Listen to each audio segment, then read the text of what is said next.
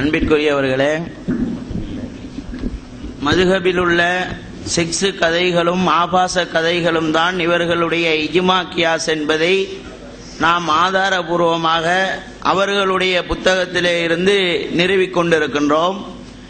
அதே போல சாபி மதுஹபை சார்ந்த ஷஹரானி அவர்களை இவர்கள் எதற்காக வேண்டி வக்காலத்து வாங்குறாங்கன்னு சொன்னா, அதுல உள்ள ஒரு மேற்ற நான் உங்களுக்கு சொல்லிடுவேண்ட பயத்துல. ஏன்னு சொன்னா அந்த விஷயத்தை சொன்னேன்னு சொன்னா இந்த இஸ்லாமிய சட்ட அமுலாக்கள் அதை அமுல்படுத்தணும். அவர் எப்படி பொன்பாக்கன்னு சொல்லி ஷஹரானி அவர்கள் ஒரு புக்க தபகாத்துல் குப்ரா என்ற புக்கில் நிர்வாண சாமியார் மாதிரி இப்ராஹிம் அல் உரியான் ரஹ்மத்துல்லாஹி அலைஹி நிர்வாண இப்ராஹிம் அவர் பொன்பாக்குற முறையை என்ன செஞ்சிருக்கிறாரு, உரியான் இப்ராஹிம் அவர் கதையை எழுதி வச்சிருக்கிறாரு. இவங்க அப்துல்லா அசரத் அவங்க அதுக்கு விளக்கு சொல்லணும். நீங்க இப்படித்தானா பொன் பாப்பீங்க, அல்லது இதை உங்களுடைய இதுல அமுல்படுத்துவீங்களா, அதை சொல்லணும். இதை சொல்லிடுவோம் பயத்துல. ஏன்னா இதை சொன்னாலேயே காரி துப்புவாங்க. இத இந்த விவாதம் என்பதால் அதை சொல்ல வேண்டிய ஒரு நிலை ஏற்பட்டிருக்கிறது.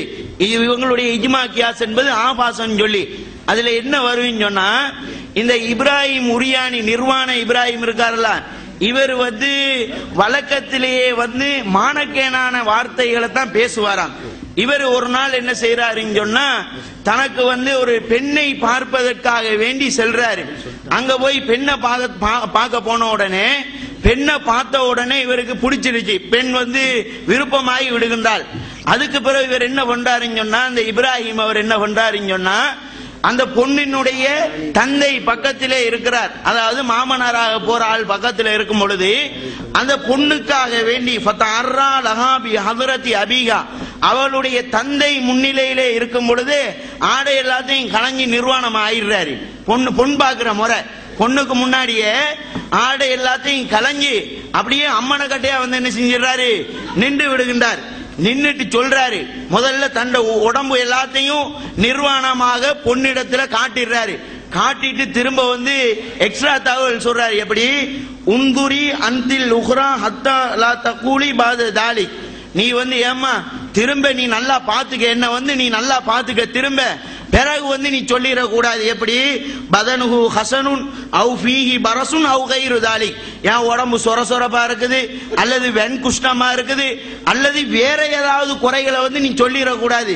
நம்ம வாழும் பொழுது நீ என்ன செய்யக்கூடாது, அந்த விஷயத்துல எல்லாம் நீ என்ன செஞ்சிடக்கூடாது, சொல்லிடக்கூடாது. சொல்லிட்டு என்ன பண்றாருன்னு சொன்னா, சும்மா மசக்க தக்கரகு, பிறகு தன்னுடைய சாமான புடிச்சு காட்டி அந்த பெண்ணிடத்துல பெண் பார்க்கிற முறையை பாருங்க. இவர்களுடைய இஜ்மா கியாஸ் அந்த ஆபாச புக்குல எப்படி இருக்கு, இதான் இஜ்மா கியாஸ். எப்படி சும்மா மசக்க தக்கரகு, பிறகு தன்னுடைய சாமான புடிச்சு காட்டி வகால உந்துரி ஹல் யக்ஃபீகி ஹாதா வைல்லா ஃபர்பமா தகூலி ஹாதா தகர்ஹு கபீருன் லா அஹ்தமிலுஹு, ஏமா உந்துரி ஹல் யக்ஃபீகி ஹாதா, இது உனக்கு போதுமா, அதுக்கு போதுமா, இது சாமான புடிச்சு காட்டி இது உனக்கு அது போதுமா, அந்த விஷயத்துக்கு இது உனக்கு போதுமா, இல்லை என்றால் நீ பிறகு சொல்லிடக்கூடாது. ஓப்பனா எல்லாத்தையும் ஓப்பனா காய்ச்சிடணும். அந்த பெண் பார்க்கிற விஷயத்துல எல்லாம் மறைவு விரைவு ஒண்ணு இருக்கக்கூடாது. இஜ்மா கியாஸ்ல ஆதா தகர்ஹு கபீருன் லா அஹ்தமிலுஹு, நீ அதுக்கு பிறகு சொல்லிடக்கூடாது இது பெரிய சாமானா இருக்குது, என்னால தாங்கிக்க முடியாதப்பா, நீ என்ன செஞ்சிடக்கூடாது. நீ சிரிக்காதீங்க பாருங்க. மதுஹபு குப்பைகள்ல நீங்கள் இவர்கள் பின்பற்றக்கூடிய மதுஹபு குப்பைகளில் எவ்வளவு ஆபாசமாக இஜ்மா கியாஸ் என்ற பெயர்ல எழுதி வைத்திருக்கின்றார்கள்.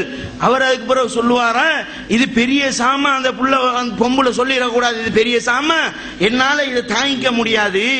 அல்லது அவ் யக்கூனு ஸகீரன் லா யக்ஃபீகி, இது சின்ன சாமானா இருக்குது, அதுக்கு இது தகுதியா இருக்காது அப்படின்னு நீ சொல்லிடக்கூடாதுமா. இப்ப நல்லா பாத்துக்க, நிர்வாணம் ஆகிட்டேன், சாமான புடிச்சும் காட்டிட்டேன், மாமாவுக்கு முன்னாடி வெக்கங்கட்ட மூதை மாமாவும் பக்கத்துல உட்கார்ந்துட்டு இருக்கான், அவனுக்கு முன்னாடி என்ன செய்யறாங்க, இந்த மாதிரி காட்டுறாங்க. காட்டிட்டு வேற கூடுதல் தகவல் விளக்கத்தை பாருங்க. அந்த இஜ்மா கியாஸ்ல என்ன இவர்களுடைய ஆபாசமான அந்த இவர்கள் மதுஹபை பின்பற்றி கொண்டிருக்கின்றார்கள்.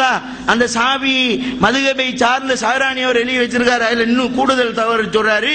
ஃபதக்லுகி மின்னி, நீ அதுக்கு பிறகு இந்த மாதிரி எல்லாம் நடந்துக்க பிறகு என் விஷயத்தில் நீ கவலைப்பட்டு வத்தத்துலுபி ஜௌஜன் அக்பரு ஆலத்தமின்னி என்னை விட பெரிய சாமா உள்ளால தேடி போயிடக்கூடாது. அதால இப்ப உன்கிட்ட ஓப்பனா நிர்வாணமா நின்று நான் பேசிக்கிறேன், நீ பாத்துக்க அப்படின்னு சொல்லி பெண் பார்க்கின்ற முறையை இதுதான் நான் நற்குணம் குணத்தை சொல்லி கொடுக்கறாங்க. எப்படி நற்குணமாக நடக்கணும் எல்லாத்தையும் என்ன செய்யறாங்க, பெண் பார்க்கின்ற முறையை சொல்லி கொடுக்கின்றார்கள். இதுதான் ஆபாசம், இதுதான் இஜ்மா கியாஸ். இஜ்மா கியாஸ் என்பது மதுஹப் குப்பைகள், அந்த குப்பையில் உள்ள ஆபாசம் தான் இது. இதைத்தான் இவர்கள் அடிப்படை மூலாதாரமாக ஏற்றுக்கொண்டிருக்கின்றார்கள்.